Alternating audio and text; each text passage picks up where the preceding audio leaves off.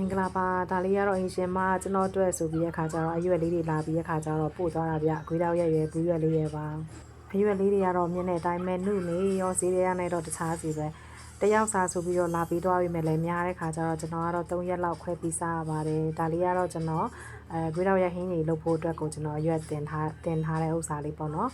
ပြီးရခါကျတော့ကျွန်တော်ကြံနေတဲ့အရွက်တွေကိုကျွန်တော်ရေဝတ်လေးနဲ့ပေါ့နော်ရေဝတ်လေးစွတ်ပြီးရခါကျတော့အရွက်တွေကိုအကုန်လုံးထည့်ပြီးရခါကျတော့တေချာလေးကျွန်တော်တိမ့်ပါတယ်ဘာလို့လဲဆိုတော့ခါကျတော့ဒီမှာမီးမရဘူးလေမီးမရတော့ရေခဲတက်တာမရှိဘူးတုံးထားတဲ့ဆိုလာလည်းရေခဲတက်တာမနိုင်ဘူးဘက်ထရီတွေပါမပါဘူးဆိုတဲ့ခါကျတော့ဓာတ်ရိုက်တုံးထားတာဆိုတော့လေတေချာလေးကျွန်တော်လိုလေးတွေစီးပြီးရခါကျတော့အရွက်လေးတွေကို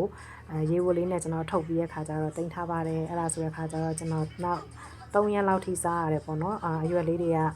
အရန်ကြီးရင်ထော်သွားတာမျိုးဝါကျင်သွားတာမျိုးမဖြစ်ဘဲနဲ့ကောင်းကောင်းလေးစားရတယ်ပေါ့နော်ကျွန်တော်ပထမတစ်ရက်ကတော့ဘွေးရောက်ရက်ကိုကျွန်တော်ဟင်းရည်လေးလုပ်ပြီးရခါကျတော့စားတယ်ပထမတစ်ရက်မှာဘူးရွက်ကိုတော့မစားလိုက်ဘူးနောက်နေ့မှာကျတော့ကျွန်တော်ဘူးရွက်ကိုဟိုပါလေကျွန်တော်တို့နယ်ဘက်ကနေပြီးရခါကျတော့လှုပ်တယ်လို့မျိုးလေ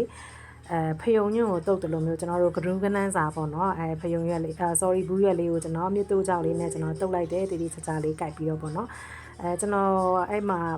ဖိုင်ထဲမှာတော့ကျွန်တော်အဲ့ဒါ Vivian တစ်ချင်းနဲ့ကျွန်တော်ကြွနေတာပေါ့နော်ကျွန်တော်အဲ့လိုပဲအရွက်တင်ရင်လည်း Vivian တစ်ချင်းလေးနားထောင်ပြီးရခါကျတော့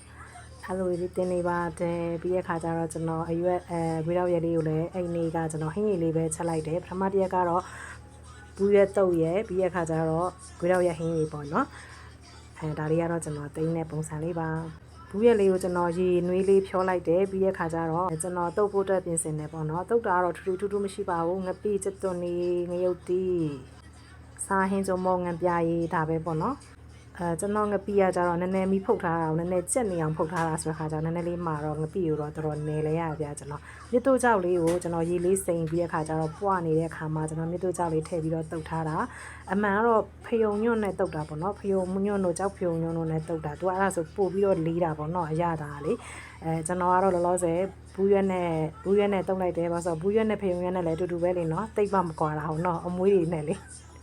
အဲ့ဆိုကျွန်တော်တုတ်လိုက်တယ်ဒါလေးကတော့တုတ်ပြီးသွားပါပြီဒါလေးကတော့ကိုရောက်ရဟင်းရေးပါဒါကပထမနေ့ကျွန်တော်ပဲဒီစင်လေးအချင်းတဲထားရှိရလေအရင်တစ်ပတ်ကအဲ့ဒါလေးနဲ့ဒါဒုတိယနေ့ကျွန်တော်ဖယုံဘူးရွက်တုတ်လေးရယ်ကိုရောက်ရဟင်းရေးလေးရယ်ပေါ့နော်ဒါဒုတိယနေ့တန်ဒါလေးကတော့ဒီနေ့ကွေးတော့ရွက်ကိုကြော်လိုက်တယ်ကျုပ်လေးထည့်ပြီးတော့ရေလေးဆက်ဆက်နဲ့ကြော်လိုက်တယ်ပြီးရခါကျတော့ဘူးရွက်လေးကိုကျွန်တော်မြစ်တို့ကြောက်လေးနဲ့ချက်လိုက်တယ်ဒါလေးကတော့တည့်ရတီးတုပ်အင်ရှင်ညီမလေးတုပ်ထားတာတဲ့